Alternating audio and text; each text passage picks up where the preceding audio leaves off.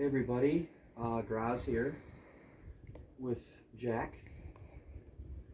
We got him on Devil's Night 9 years ago. Yeah. And his name is Jack O'Lantern, but I technically named him Jacques du Lanterne, which is Jack O'Lantern in. Show his face. So he's a good boy. You want to say hi to the camera? I have to hold his back legs because he's very.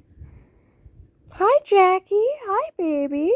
He's a good boy, but he's Like that. yeah he's squirmy and he's got claws, so you don't want to get scratchy. Hey, buddy. Okay, well, I'm here to do a little update. Reading and watching. I don't do a lot of listening, so I'm gonna run through the watching first. This is kind of my first time kind of doing this kind of thing, so to each their own, I suppose. I watch a lot of YouTube. That is my main thing. I watch wrestling news. Although I've been trying to find a new wrestling news channel because I was watching What Culture, and I've just had it up to here with Adam Wilborn. I mean, it's like he knows his voice is super annoying, and he does it over the top, and I'm tired of it.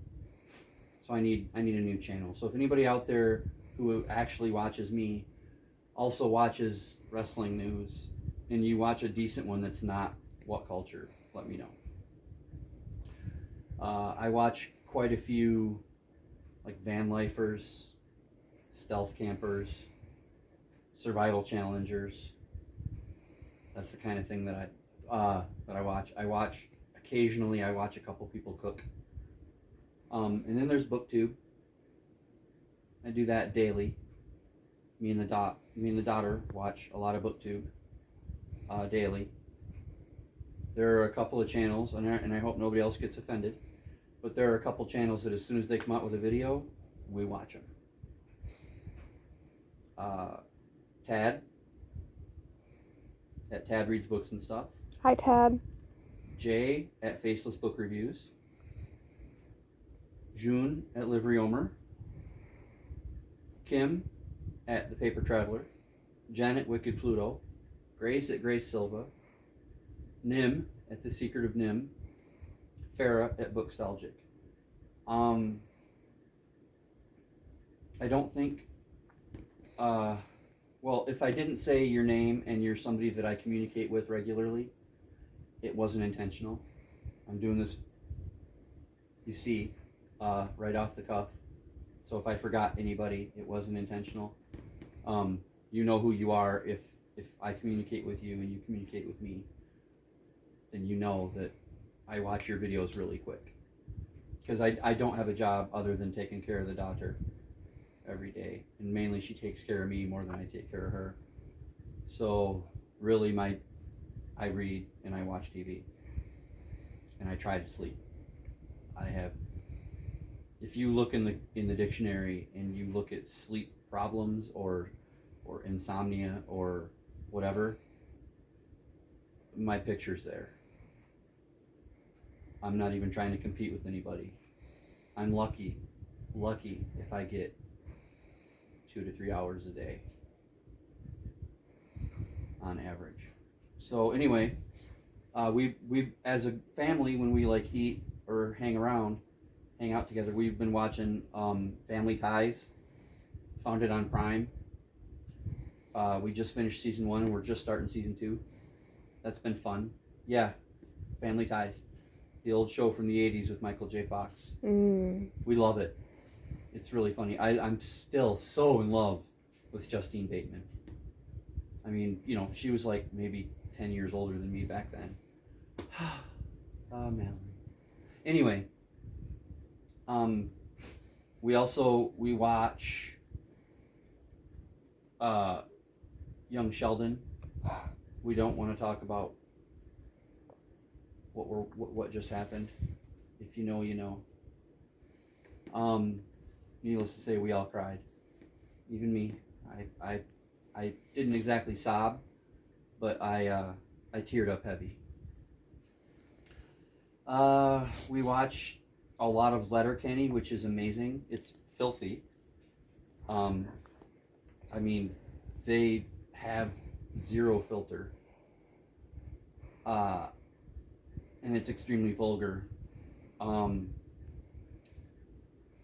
And it's been voted, or it's been said that it's the most gay friendly show out there. I just love it because there's some characters on there that I really like. It's got slow motion fighting, and it's got this like word game that they do almost every episode, and I really enjoy that. So, because it's something like I used to do with my friend Ryan.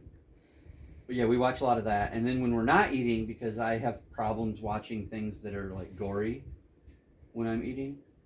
So when we're not eating, we watch a show called From, which I'm not sure what those monsters are, but it's more about the people being stranded in this weird town, and they cannot escape. Let's see.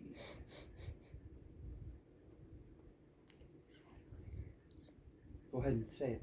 My dad and I also watch a lot of scary videos and scary compilations when it's just him and I. Yes, we watch quite a few. Some of them are easy to make fun of, but some of them actually get the hair on our arms to stand up. That's actually her head's gonna grow, but that's actually my favorite part of my days, is watching those with her.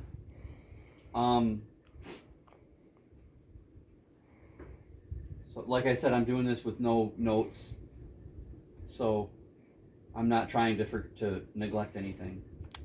In case you guys didn't know, I'm very special. See, I told you her head would get big. Hey! Let's see. I think that's it for watching. Oh, just recently, I've been getting serious about Raid Shadow Legends again. Not that I'm ever going to spend money on it again, because we have in the past. We whaled for a while.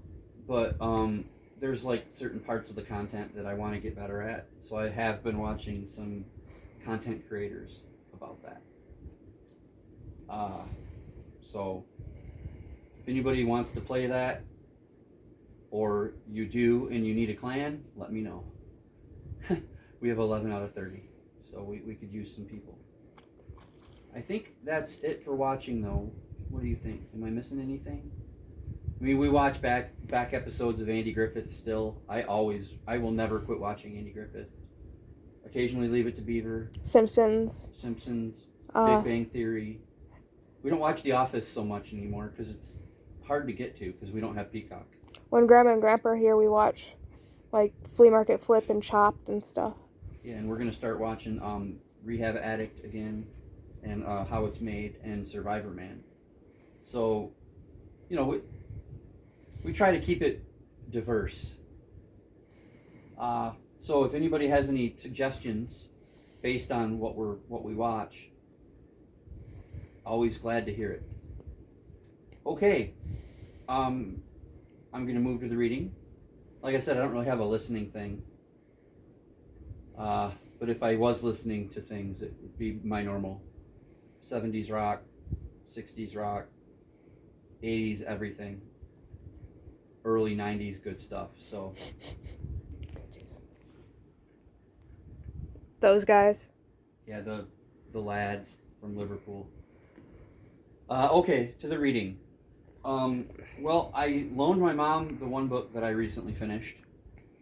But I have a short out where I talk about it. It's called Day by Day Armageddon by J. Elborn. And it's basically a journal type format of the start of the zombie apocalypse and trying to survive it. It is amazing. I might have to do a list of zombie books just to see where it lands on my rating system. Because, wow, it was good. I will talk a little bit more about it at the end of the month. I read it for ZombieThon, and this is the middle of May. think this is the 12th, 13th. I don't know. We're right in the middle of May. Two other books that I finished recently were the first two books in the Indian in the Cupboard series by Lynn Reed Banks, who just died last month. So I'm reading the 5-book series to honor her. The Indian in the Cupboard is number 1, and The Returning Indian was number 2, and I read both of those just recently. They're middle grade books, so each one of these I read in a few hours. They're you know, the writing is huge, and it's got pictures through it. So it's basically just middle grade fantasy type thing, and magic, and it's awesome. That was a spider. That's like the least dangerous bug that's been in that chair today. Right, because there was a tick over here earlier. Now, I normally don't kill spiders, but if they're crawling on me, I'm a little different. Still reading Don Quixote. Trying to read a chapter a day. As of right now, I am 6 days behind. 6 chapters behind. It's not that I haven't read for 6 straight days. It's just, you know, you skip a day here and there. But I am on page 716. And this is 930 something. So I'm getting there. And that's a buddy read with Wicked Pluto. I'm also currently reading The Tenant of Wildfell Hall by Anne Bronte. Charlotte. And if you want to know what that's about, we have a series, The Daughter and I, where we do conspiracy theory that one person wrote all the Bronte books under different names. And this was our book for May, and I'm currently through page 157. This is definitely better than Anne's other book, Agnes Grey. Much, much better so far. And the other book that I'm currently reading is my least favorite of the whole bunch. It's so preachy, and not like God preachy. I don't mind that so much. You know, it's just, you can tell reading it that it's for young girls, or like almost preteen girls from the 1800s or so, because everything is a lesson that is immediately learned and held to heart. And it's over the top in that way. And it's just like, it's almost as if this family is just, oh, I made a mistake, I'm going to be perfect from now on in that aspect. And they don't make that mistake again. I mean, they don't seem human. It's Little Women by Louisa May Alcott. I'm on page, through page 205, almost half. And so far, in 205 pages, only 2 parts of it has really resonated with me so far. Number 1, I mean, there might be little things here and there, but most of it's like, I'm going to take this opportunity to lecture you on a lesson that you need to know. And that gets old. But the first thing that I really enjoyed was the 4 girls that go up to their attic, and each one pretends to be a stuffy old guy. And they have like this newspaper thing that they do themselves. And I thought that was very creative and very brilliant. And each one has a different personality, just like them. And it's really neat. I really enjoyed that. I think it's the attic. It might be the grassy knoll. They go to all different places and have like plays and stuff. And the second part, I can't say I like it. It's where I'm at right now. Beth, the second youngest or third oldest, however you want to look at it, is very sick with scarlet fever, and they think she might die. So that's kind of rough.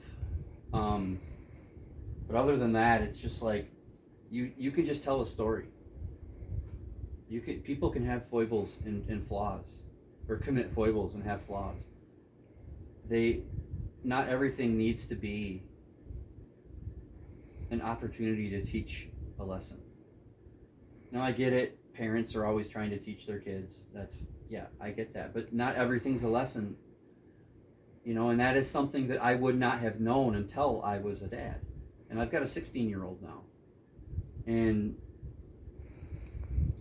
she will maybe she'll out me right here. Who knows? But I mean, not everything has to be a lesson. Right? Sometimes you just live an experience. Right? Yeah, it's interesting that you talk about that.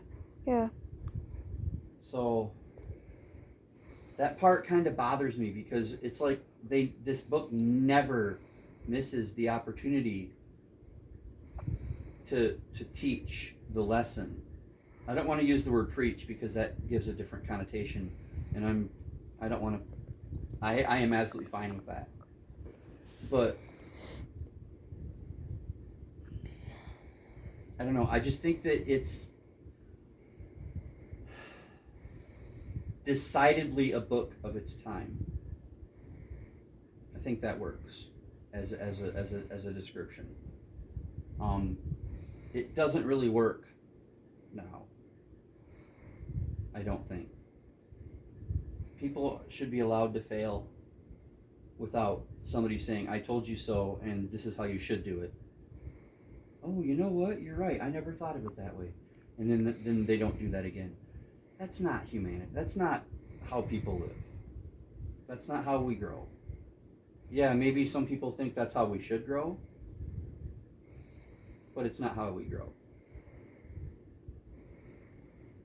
I mean, human nature is to rebel. It's just how it is. Anyway, so I'm not really liking that. And it's too bad, because it's from the Reading List project that I'm doing with Kim at the Paper Traveler and some other people who I'm sure are doing it. And every book that I've read for that project so far has been a pleasant surprise. Like, I wasn't even sure I was going to like it, like Pride and Prejudice and books like that, and I loved them. And then, because I've never read Little Women, I mean, it's not marketed to me. But the only thing I like about this book, 100%, is the copy I have, which is Penguin Clothbound Plastic, or Penguin Clothbound Classic, with a pretty ribbon that I'm actually using. Never done that before. So that's. If I'm missing the point of Little Women, anybody that's read it, and if you've enjoyed it, then let me know. I'd love to. I have a very open mind. Right? Mm-hmm. And I'd love to. I know I'm dragging on. I'm sorry. It's okay. Is your hand okay? My nose is running. I'm just waiting for you to be done. Oh, go ahead. Oh, you gotta blow your nose? Yeah. Sorry. The dot is getting sick. But so yeah, if you've liked Little Women, let's talk about it. I'd love to know what I'm missing. If I am. I mean, I realize that it's not a book aimed at me. I mean, it's definitely not aimed at a 50-year-old man. Wow, you're so old. Thanks. That's like, you just offended like half of our viewership. I just want you to know that. But anyway, and then when I finally get done with The Tenant of Wildfell Hall and Little Women, in a second. I'm not really sure what I'm going to read next. I have a big TBR. Probably just going to pick up something easy, because Little Women is killing me. Also, starting tomorrow, I'm reading the second half of Preacher Book 1. and that video will be out later this week for the Marvelous team up. So I'm really looking forward to that because that is really getting me. But I'm gonna let that there. Leave me some comments. Let's talk about anything that I've disparaged. Like if Little Women is like one of your all-time treasures, bring on the pitchforks. And until next time, might do a tag tomorrow. Read more.